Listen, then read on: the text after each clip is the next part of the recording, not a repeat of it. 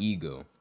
In sports, many athletes throughout their years of playing their sport have developed a strong sense of pride or self-worth in themselves in order to push themselves to greater heights and play at their highest level. Now, ego can come in many different forms for an athlete, and it all depends on who they are as a person, of course, but normally the case for players that are among the best of the best usually have the biggest egos. Barou Shoeui and Daiki Aomine, two prodigy athletes in their respective sport that once they step on the court or the pitch, their presence can be very overwhelming, that of a king almost. But above all else, these two are able to change the tide of the game in a matter of minutes once they really get into it. Hey guys, DarkheroJosh here, and today we're going to be talking about these two crazy athletes and sort of make a comparison between the two and their egotistical like characters / roles that they play for Blue Lock and Kurokuro no Basket. So let's get straight into this video. Now, when both Barou and Aomine were first introduced into their stories, you could honestly just feel the aura that these two characters had and gave off. With just one look at their character design to the look that they had in their eye, it was just obvious that these two were about to get down to business and waste absolutely no time at all. Around the beginning of Blue Lock, Isagi's first match was against Team X, with Barou as their first opponent. Now, this was the first match of Blue Lock, so everyone was pretty unorganized in what the hell they were doing, with everyone just trying to get the ball in to score a goal. But after Barou broke through both members of Team X and Team Z to get the ball, we see him start to cook up Team Z's entire half, passing through them effortlessly, including our MC Isagi, and went off to score the first goal for Team X. After this goal by him, we start to see Team X revolve around Barou, having all the players pass to him and, in a whole, respect his abilities as a player. Now, we also see this similarity with Aomine against Seirin, just scoring countless buckets on them, showing Seirin, and more specifically Kagami, one of the main protagonists of the series, the gap in skill and talent between a regular player like himself and a generation of miracle player like Aomine, as he continued to crush the hopes of Seirin as he effortlessly widened the point gap.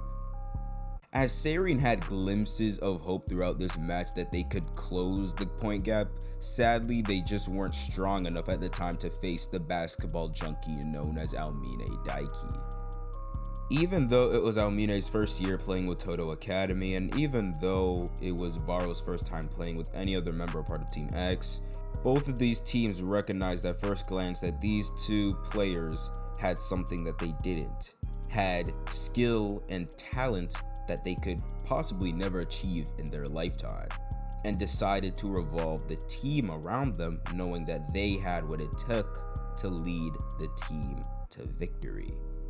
These two prodigy athletes were so powerful yet so terrifying, it made the members of their team very grateful that they didn't need to go up against such a destructive force like themselves. But honestly, above all else, these two players gave their teams courage. They were practically the backbone of the team. They were a symbol of hope.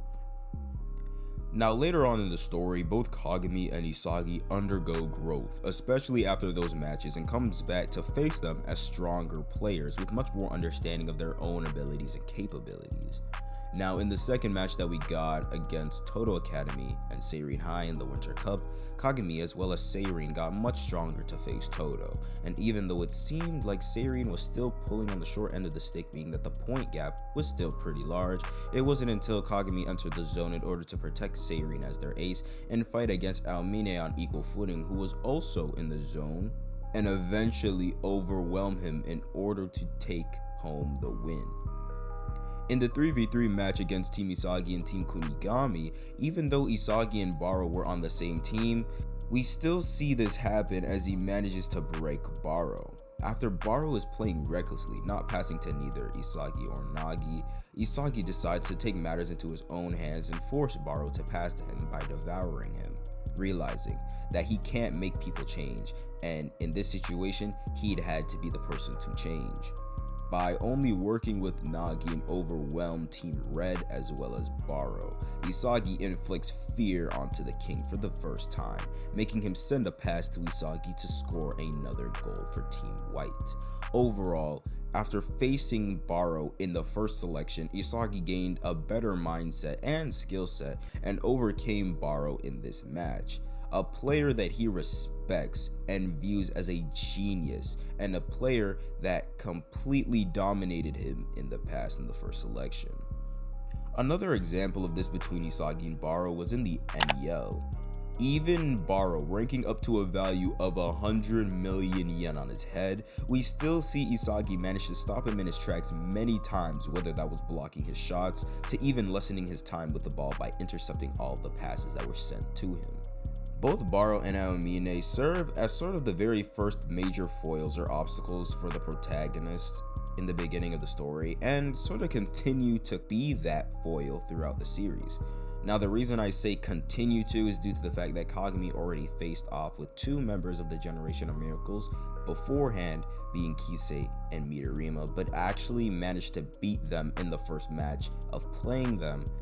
but generally just did not have a tough time doing so compared to dealing with Aomine.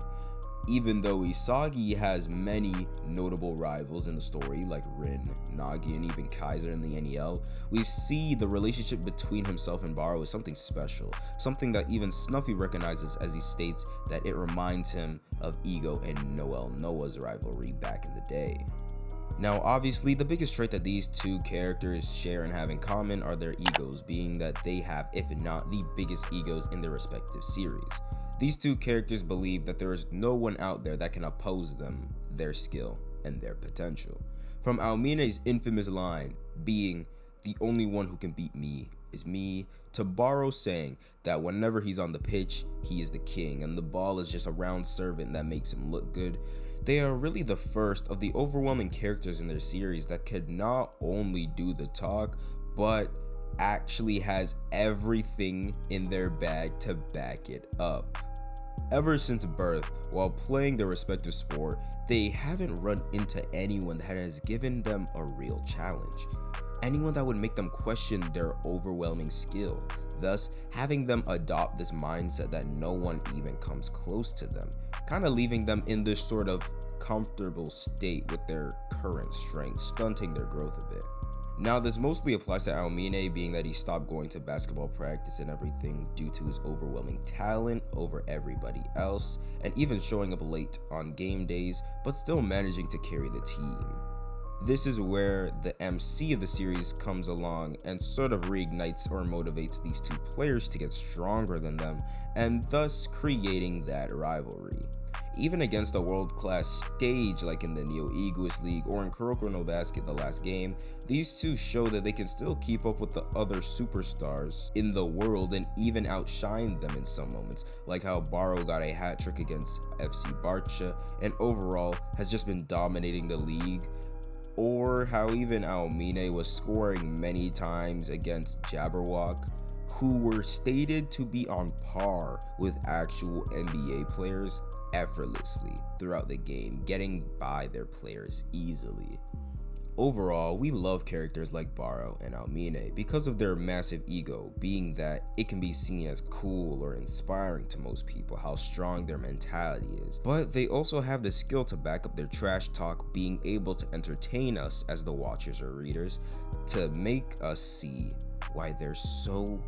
confident in their skills and abilities and overall in themselves. But that's all I've got for you guys today. If you guys did enjoy the video, then please leave a like, subscribe to the channel if you are new, and comment down below what other characters from Blue Lock or Kuroko no Basket should I talk about next on the channel. And without further ado, I hope you guys do have a great day, and see ya.